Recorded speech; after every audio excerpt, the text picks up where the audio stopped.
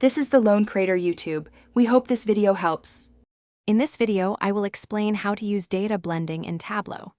Data blending is a powerful feature that lets you combine information from multiple data sources right within a single worksheet.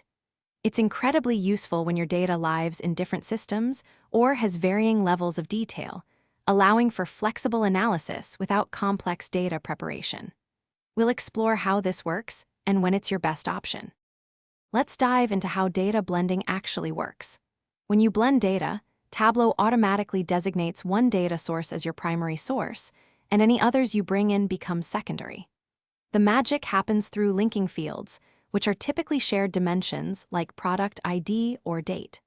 Crucially, any data from your secondary source is aggregated to the level of these linking fields asterisk. Before asterisk, it's combined with your primary data, ensuring accurate results.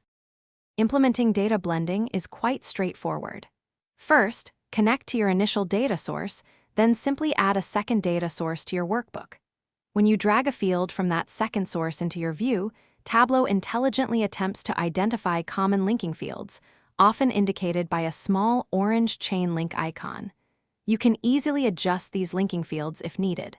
From there, you're ready to build powerful visualizations using data from both your primary and secondary sources. To get the most out of data blending, remember a few best practices. It's ideal when your data sources have different levels of granularity or originate from entirely separate databases. For data within the same database, consider using joins or relationships for potentially better performance. Always be mindful that blending aggregates secondary data, which can affect certain calculations.